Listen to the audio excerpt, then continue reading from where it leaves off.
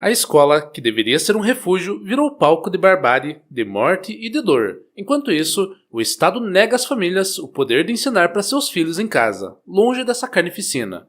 Este é o Visão Libertária, sua fonte de informações descentralizadas e distribuídas. Ajude a propagar as ideias da liberdade.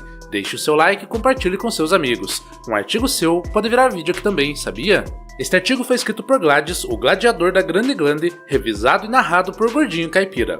Em uma realidade de crescente horror, a morte de Alicia Valentina, uma menina de somente 11 anos, após ser brutalmente espancada por colegas em uma escola municipal de Belém do São Francisco, no sertão pernambucano, é um grito de alerta ensurdecedor. A menina foi agredida por 5 colegas, 4 meninos e uma menina, no banheiro da escola municipal Tia Zeta. O motivo desse ato de barbárie é ter negado ficar com um dos agressores. O ataque foi selvagem. Ela sofreu traumatismo crânioencefálico, foi internada, liberada, voltou a piorar e acabou tendo morte encefálica confirmada. Uma criança espancada na escola porque não queria ficar com um garoto. No lugar em que deveria estar protegida, foi brutalmente espancada. Alicia virou vítima de um sistema que falhou em tudo, seja em educar, seja em prevenir, seja em cuidar. Esse caso evidencia a consequência inevitável de um modelo de educação estatal que, longe de ser um farol de conhecimento, se transformou em um ambiente de risco, violência e negligência. Alicia foi atendida diversas vezes em unidades de saúde antes de morrer,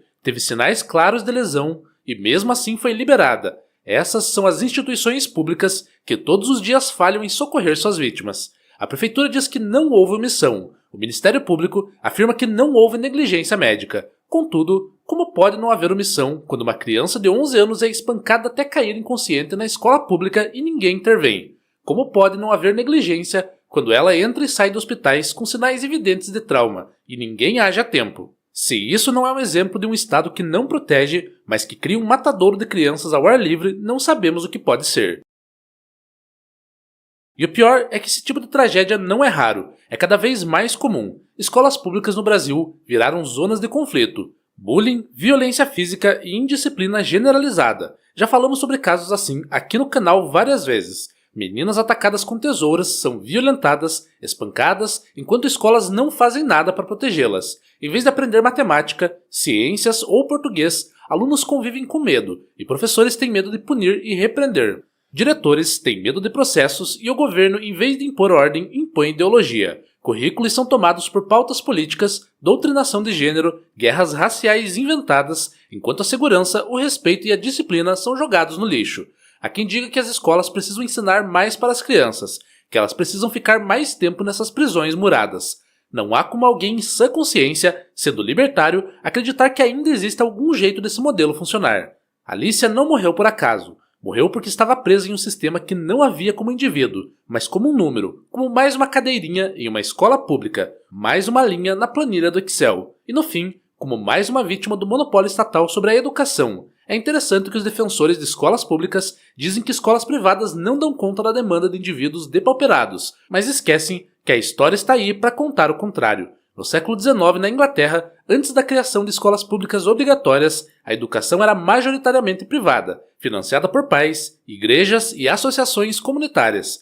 Escolas como a Ragged Schools surgiram para atender crianças pobres, sem qualquer apoio estatal. Apesar das condições precárias, essas escolas tinham disciplina, moralidade e ensino funcional. Os pais, mesmo com pouco dinheiro, pagavam pequenas taxas ou contribuíam com o trabalho. E por isso, exigiam qualidade. Quando o governo britânico criou o sistema público de ensino em 1870, com a Foster Education Act, muitos desses modelos privados foram absorvidos ou eliminados. O resultado? Um sistema centralizado burocrático, onde a qualidade despencou, a disciplina sumiu, a responsabilidade desapareceu, porque quando o serviço é gratuito e imposto, ninguém exige nada. Em um mundo libertário, um caso como o de Alicia seria impensável. Escolas públicas não existiriam. O MEC não seria um colosso abissal que foca em doutrinação em vez de educação, pois seria obliterado, e diversas opções existiriam. Claro, a maldade de algumas crianças ainda existiria, mas elas e seus responsáveis iriam responder por casos de vandalismo e agressão, como o de Alicia. As escolas, todas privadas, poderiam ser processadas por serem complacentes com tais atos. Se uma escola permitisse violência sistemática, os pais retirariam as crianças de lá, rapidamente e sem discussão. Além disso, centenas de opções à escola existiriam no Ancapistão. Os pais teriam poder real de escolha, optando por escolas com disciplina rígida, valores tradicionais, ensino religioso, educação técnica ou homeschooling, ou mesmo ao unschooling. Com a tecnologia que temos hoje, é possível que existissem escolas que utilizariam IA para ensinar as crianças, enquanto professores iriam apenas guiar os pequenos pelo melhor caminho.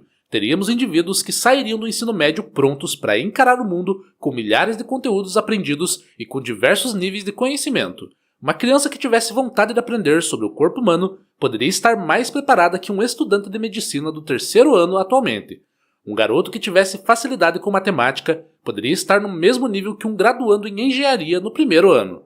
Entretanto, como bem sabemos, no Brasil atual isso é impossível. O governo monopoliza a educação, controla o currículo e impõe ideologias, proibindo inclusive o homeschooling. Criminaliza quem ousa sair do sistema, acusando os pais de abandono intelectual, e no fim, entrega escolas vazias de conteúdo e cheias de problemas, onde a violência é rotina.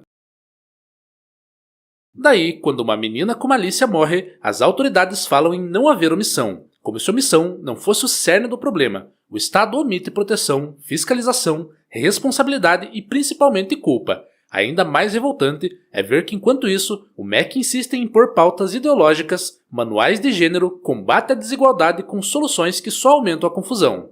Ninguém fala em treinar professores para lidar com violência, em fortalecer a disciplina, em dar aos pais poder real sobre a educação dos filhos, porque no fundo o Estado não quer educar, mas doutrinar e controlar, e quanto mais caótico o ambiente, mais justificativa tem para expandir seu poder. Em um mundo libertário, a responsabilidade desse crime seria sumária, não haveria espaço para impunidade, não haveria cargo público para proteger o incompetente. Em um sistema livre, o bullying e a violência seriam tratados com seriedade, com regras claras e consequências reais. Agressores seriam expulsos e as vítimas teriam apoio psicológico voluntário ou até mesmo pago, logicamente, com o dinheiro dos responsáveis pela agressão.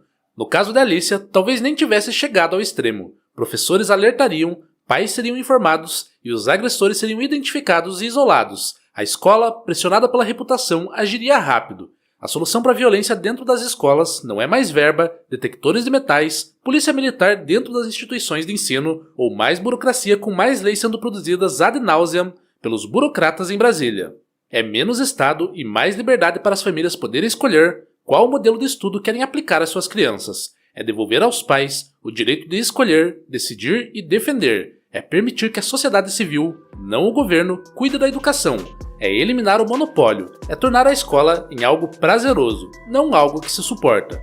Obrigado pela audiência. Este é um canal colaborativo. Participe você também. Cadastre-se agora mesmo em nosso site visãolibertaria.com e envie seus artigos por lá. Os colaboradores recebem recompensas em Bitcoin.